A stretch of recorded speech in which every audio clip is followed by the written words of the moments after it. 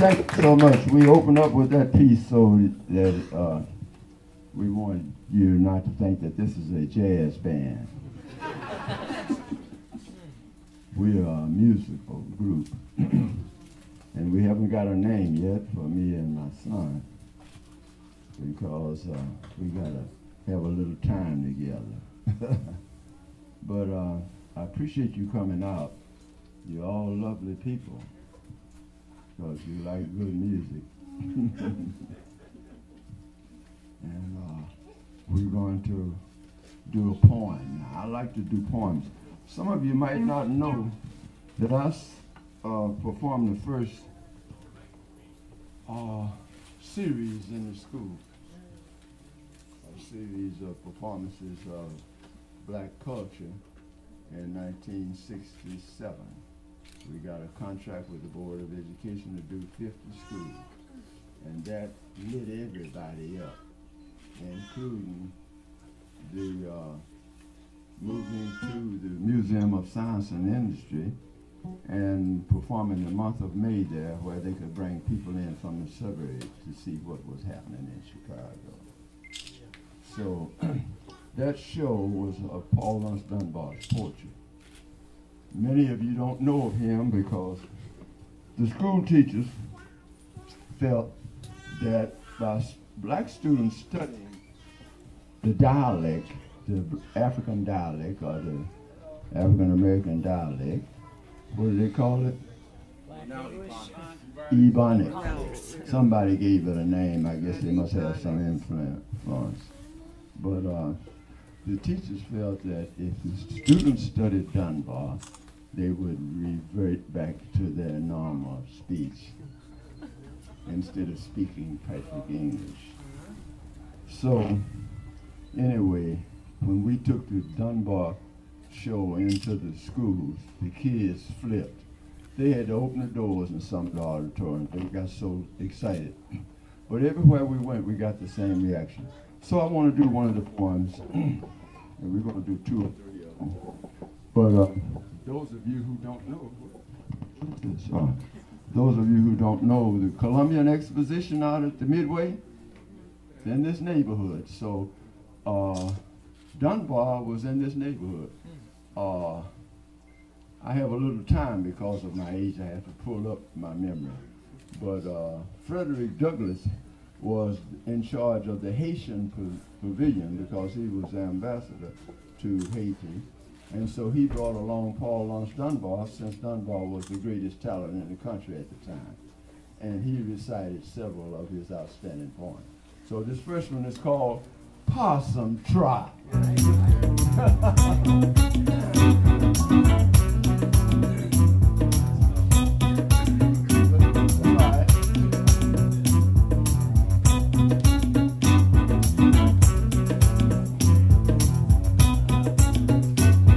I've journeyed around considerable, seeing men and things, and I've learned a little of the sense that making people bring. But in spite of all my traveling and all I think I know, I've got one notion in my head that I can't get to go. And it is that the folk I meet in any other spot ain't half so good as them I know back home. Possum Trot.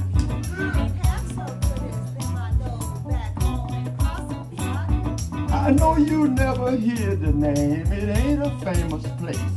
And I reckon if you searched the map, you couldn't find a trace of any such locality as this I've named to you. But never mind, I know the place and love it dearly too.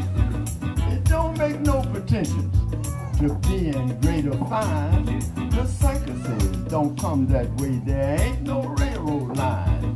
It ain't the great big city where the schemers plan and plot, but just a little settlement, this place called Possum Trot.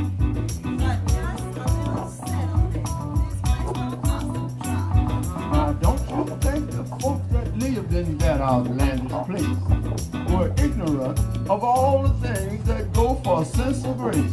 Why, there was Hannah Dyer. You may search this teeming earth and never find a sweeter girl or one of greater worth. And Uncle Uncle Abner Williams, leaning on his staff. It seems like I can hear him talk and hear his hearty laugh. His heart was big and cheery as a sunny acre lot. Why, that's the kind of folk we had down there at Possum Trot. Why, that's the kind of folk we had down there at Possum Trot. Good times, well now to suit my taste, and I'm some hard to suit. There ain't been no such pleasure since, and there won't be none to boot. With husking bees at harvest times and dances later on, and singing schools and taffy pulls and fun from night to dawn. Revivals come in the wintertime, baptizing in the spring. You ought to see them people shout and hear them pray and sing. You ought to heard old Parson Brown throwing gospel shots amongst the saints and sinners in the days of Possum Trot.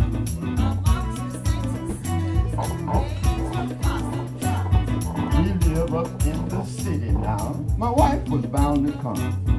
I hear around me day by day the endless stirring harm. I reckon that it done me good and yet it done me harm.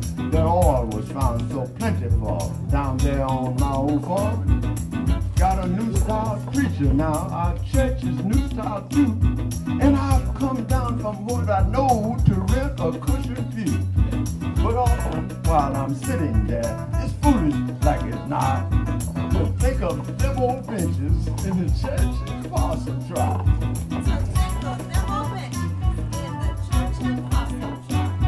I know that I'm ungrateful and such thoughts must be a sin, but I find myself wishing that the times were back again, with the huskings and the frolics and the joys I used to know when I lived at the settlement a dozen years ago. I don't feel this way often, and I'm scarcely ever glum, for life has taught me how to take her chances as they come. But now and then, my mind goes back to the old burial plot that holds the dust of some I love down there in Possum Trot.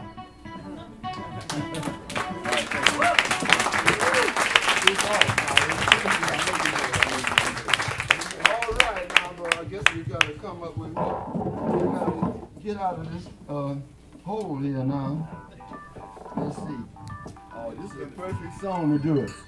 We got a beautiful lady singing a beautiful song. Fonta Selah is going to sing one of our treasured compositions, In the Field.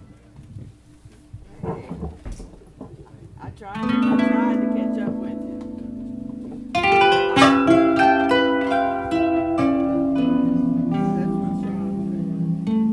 Anyway, I'm up here at 53rd Street at the restaurant. Phil Cohran is up here. Phil Cohran is up here. Can you hear me? Hey,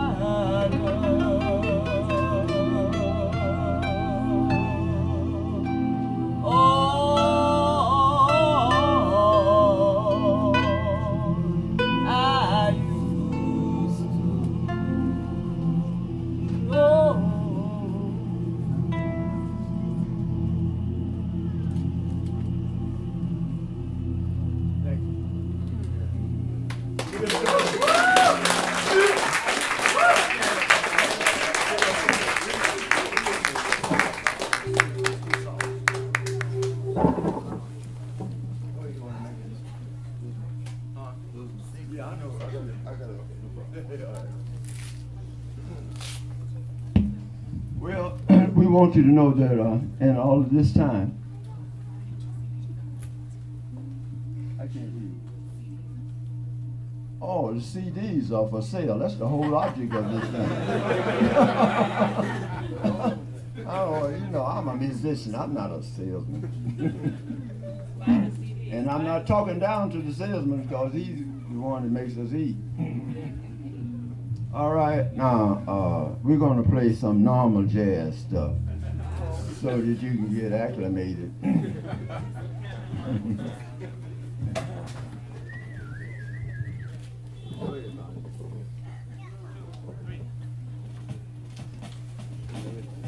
You know, let me start. You need some balls. Let me start again. Turn it up on the boat. All right. On the boat. Yeah, turn the boat. Ready? Here we go. 1, 2, 3. Got more volume than that.